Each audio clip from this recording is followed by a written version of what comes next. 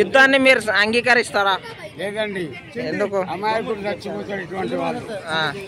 అక్కడ ఒకవేళ బాంబు పట్టేది అనుకో మనం అందరం చచ్చిపోతాం. అంటే అమాయకులను చంపేసారు కదా అక్కడ, అమాయకులని అక్కడ చూడడానికి వెళ్తే చంపేసారు కదా.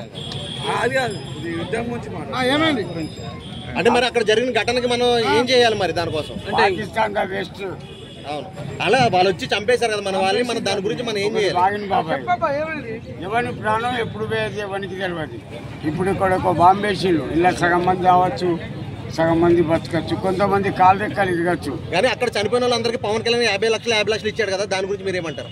Is a great man. Pawan Kalyan the great man. ఎందుకు తెలుసా? అతని మనస్తత్వం, అతని ప్రవర్తన, అతని మాట, అతని నడక చాలా గ్రేట్. చిరంజీవి దగ్గర ఆ తత్వం లేదు, కానీ పవన్ కళ్యాణ్ దగ్గర ఉంది. 50 లక్షలు అంటే మాటలు ఆనండి, మాటలు కాదు. ఒక మనిషికి ఒక 50 లక్షలు అంటే మాటలు కాదు బాబాయ్. Is the great man. Next, ఈరోజు అమరావతికి నరేంద్ర మోడీ వచ్చిండు, జగన్ కి ఇన్విటేషన్ పంపించినా కూడా జగన్ రాలేదు, ఎందుకు మరి? వాడు పూకు నాకినాడు.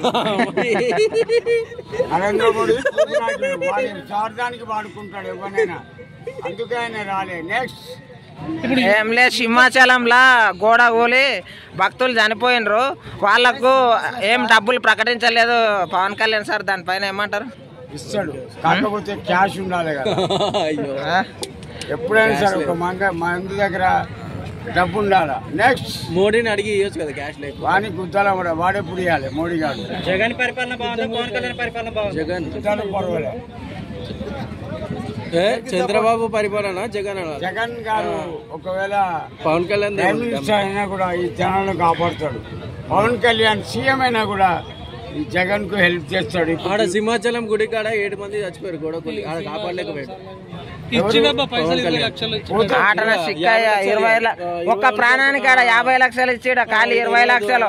మరి సనాతన ధర్మం అనే పేరు చెప్పుకొని అప్పుడు వైజాగ్ లో జరిగిన సంఘటనకి ఒక్కొక్క మనిషికి జగన్ ₹1 ఇచ్చాడు. సో ఇప్పుడు ₹1 ఇవ్వాలి కానీ ఏంది అని చెప్పి అంటున్నారు కదా, దానికి ఏమంటారు మీరు? ఉండాలి కదా డబ్బులు. నీ అయ్యే చాకరీ ఏమన్నా ఉందా ఆడ? అప్పుడు లేనప్పుడు కూడా ఇచ్చారు కదా, మరి జగన్ ఇచ్చాడు కదా అంటున్నాడు. అంటే హిందూ ధర్మం గురించి పోరాడుతున్నాడు కదా, మన నరేంద్ర మోడీని అడిగి ఇవ్వచ్చు కదా. ఆ వాడు ఇయ్యడు, నరేంద్ర మోడీ రూపాయి ఇవ్వడు ఇటువంటి పనికి. ఒకవేళ పవన్ కళ్యాణ్ దగ్గర ఉంటే ఇచ్చేస్తాడు, కానీ అతని దగ్గర డబ్బుల్లా ఎంత అని ఇస్తాడు? ఇప్పుడు మీ దగ్గర 10 రూపాయలేనండి, 9 రూపాయలు ఖర్చు అయినాయి, ₹1 మీ ఖర్చుకు ఉంచుకోరా? ఉంచుకుంటాం అంతేనండి. అతను కూడా ఒక మనిషిని ఎక్కువ విమర్శించద్దు. నెక్స్ట్ టైం పవన్ కళ్యాణ్ గారు సోలోగా నిలబడితే సీఎం అవకాశం ఉందా? పక్కా నేను చేస్తా.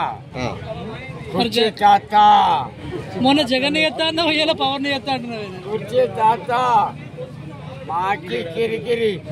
నేను తలుచుకుంటే సీఎం కాదు పిఎం చేస్తా, ఎందుకంటే అతని మనస్తత్వం నాకు నచ్చిందండి. పిఠాపురంలో అతని మీటింగ్లో ఒక్కొక్క డైలాగ్ రాజు కొట్టినా.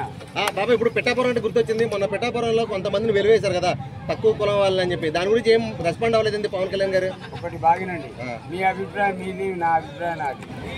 దండేసి దండం పెట్టచ్చు. తప్పు జరిగినప్పుడు తప్పు అని చెప్పాలి కదా. ఒకటి బాగినండి బాబాయ్, మీకు ఇష్టం ఉన్న పని మీరు చేయరు, నాకు ఇష్టం ఉన్న పని నేను చేస్తా. That's it.